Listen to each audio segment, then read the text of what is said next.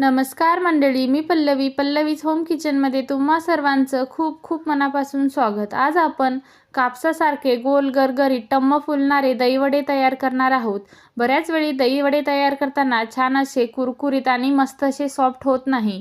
त्याच्यासाठी आज मी तुमच्यासोबत step by step recipe share केलेली आहे। त्यासोबत चिंच गुळाची चटणी, त्यासोबत हिरवी चटणी कशी बनवायची याची रेसिपी सुद्धा मी तुमच्यासोबत अतिशय सोप्या पद्धतीने शेअर केलेली आहे। त्याच्यामुळे व्हिडिओ शेवटपर्यंत नक्की बघा। त्याच्यासाठी अर्धा वाटी चिंच आणि 1 वाटी गूळ घ्यायचा आणि साधारण 1 तास आपल्याला हे दोन्ही भिजवून घ्यायची।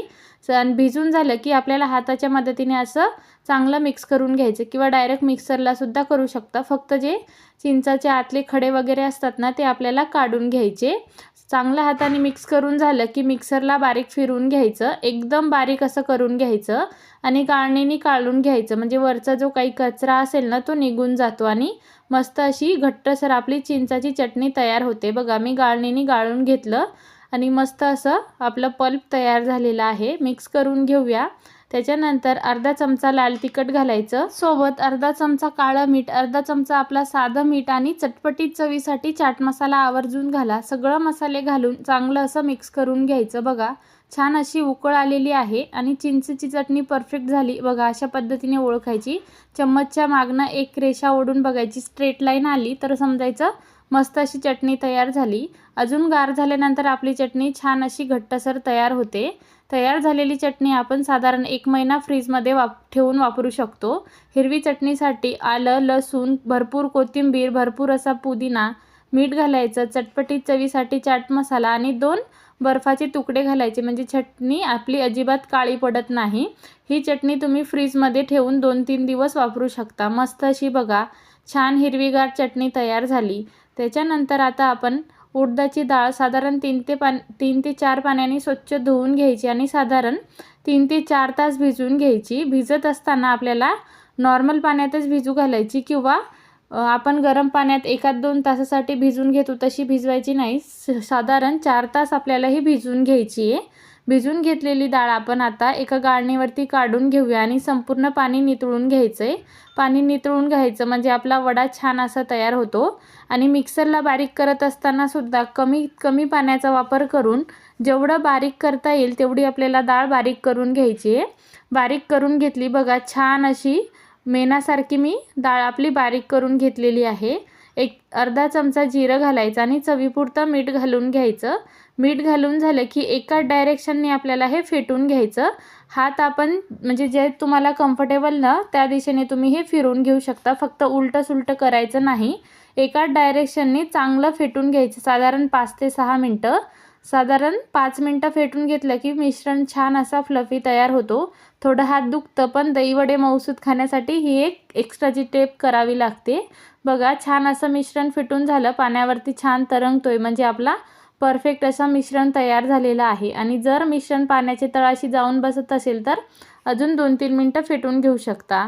अजून एक तयारी करून ठेवायची, कोमट पाणी घ्यायचं, चवीपुरतं मीठ आणि अर्धा चमचा हिंग पावडर घालून आपल्याला हे मिक्स करून बाजूला ठेवून घ्यायचं। म्हणजे सगळी तयारी करून ठेवली ना तर झटपट असा दहीवडा आपला तयार होतो। तयार करून घेतलेल्या पाण्यावरती प्लेट झाकून ठेवायची, म्हणजे कोमट पाणी तसंच राहतो। आता तेलसुद्धा चांगलं गरम असायला हवं, म्हणजे तेलसुद्धा परफेक्ट असलं तर वडासुद्धा छान असा जाळीदार तयार होतो। एक छोटासा वडा घालून बघायचा। बघा, परफेक्ट असा आपलं तेल गरम झालेलं आहे। वडा घातल्यानंतर छोटे छोटे बबल्स येतात आणि वडा आपोआप पलटी होतो, म्हणजे आपलं तेल परफेक्ट असं तयार झालेलं आहे। अशाच पद्धतीने आता बघा वडे घालून घ्यायचे। हाताला थोडं थोडं पाणी लावायचं आणि छान जसे जमेल तसे वडे घालून घ्यायचे। आकारसुद्धा तुम्ही तुमच्या आवडीनुसार छोटे मोठे करून घेऊ शकता। बघा, एकदम सोपं आहे। थोडं वाकडे तिकडं झालं तर चालते, कारण आपण खाताना तोडूनच खाणार आहोत।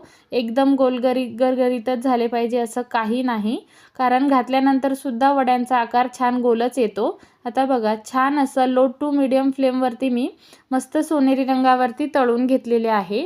एक बॅच तळून झाली की दुसरी बॅचसुद्धा आपण तळून घेणार आहोत। थोडं थोडं पाणी लावायचं आणि बघा अशा पद्धतीने छान असे वडे सोडून घ्यायचे। फक्त पाणी लावून घेतलं तर वडे छान गोल गरगरीत होतात। थोडं थोडं पाणी लावून मस्त असे मी वडे सोडून घेतलेले आहे। कढईत सुद्धा साधारण 5-6 वडे एका वेळी सोडून घ्यायचे, जास्तीचे वडे घालायचे नाही। आणि हे वडेसुद्धा लो टू मीडियम फ्लेमवरती मस्त असे सोनेरी रंगावरती तळून घ्यायचे. छान असे मस्त कुरकुरीत आणि जाळीदार आपले वडे तयार होतात. आता आपण ही बॅचसुद्धा काढून घेऊया. बघा छान असे सगळे वडे मी तयार करून घेतलेले आहे. हे वडे तुम्ही असे सुद्धा भजीसारखे खाऊ शकतात. छान असे कुरकुरीत तयार होतात. वरनं कुरकुरीत आणि आतनं मस्त असे मऊसूत कापसासारखे तयार होतात. आपलं पाणीसुद्धा तयार आहे. आता तयार करून घेतलेले सगळे वडे याच्यात घालून घ्यायचे. सगळे वडे घालून घेतले की साधारण 15 ते 20 मिनटं असेच आपण हे झाकून ठेवून द्यायचे, म्हणजे छान असे मऊसूत आपले वडे तयार होतात. वडे भिजतंय तोपर्यंत दही तयार करून घेऊया. 1 वाटी दही घेतली. दही चांगली फेटून घ्यायची आणि घट्टसर दही घ्यायची आहे आपल्याला. फेटून झाली की आपण याच्यात पिठी साखर घालून घ्यायची. अख्खी साखर न घालता पिठी साखर घालून घ्या, कारण अख्खी साखर घातली की दह्याला पाणी सुटतं. त्याच्यामुळे पिठी साखर घालून घ्या आणि मस्त असं मिक्स करून साधारण 15-20 मिनटं फ्रीजमध्ये ठेवा, म्हणजे दही छान थंडगार तयार होते.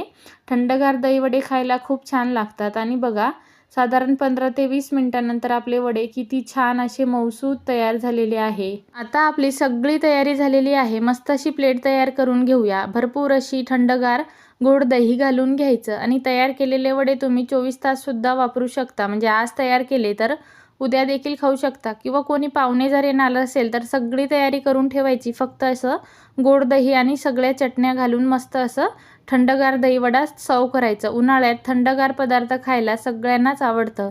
आणि ही चटपटीत चिंचगुळाची चटणी तुम्ही फ्रीजमध्ये काचेच्या भरणीत ठेवून 1 महिना देखील वापरू शकता. आणि तयार केलेली ग्रीन चटणी साधारण 3 ते 4 दिवस तुम्ही फ्रीजमध्ये स्टोअर करून वापरू शकता. रंग बघताय ना किती छान हिरवंगार आलेला आहे. आणि चिंचगुळाची चटणीसुद्धा छान अशी चटपटीत तयार होते. मस्त असं भरपूर डाळिंबाच्या बिया घालून घ्यायचं. अजून चटपटीत खायला आवडत असेल तर चाट मसाला, थोडं लाल तिखट आणि काळं मीठ घालून घ्यायचं, म्हणजे छान असं हलवाई स्टाईल आपला दहीवडा घरच्या घरी तयार होतो. थोडी बारीक शेवसुद्धा घालून घ्यायची. बघा काय भारी दिसतोय ना. बघता क्षणी खाण्याची इच्छा होईल इतका छान आणि थंडगार असा दहीवडा खायला सगळ्यांनाच आवडतो. तुम्ही सुद्धा छोट्या छोट्या टिप्स वापरला ना तर असा दहीवडा नक्की ट्राय करून बघू शकता. कशी वाटली आजची साधी सोपी रेसिपी कमेंट करून नक्की सांगा. त्याचसोबत आपल्या चॅनलवर नवीन असाल चॅनलला सबस्क्राईब करा, व्हिडिओला लाईक शेअर करा. पुन्हा भेटू अशा साध्या सोप्या नवीन आणि पारंपरिक रेसिपीसोबत. धन्यवाद.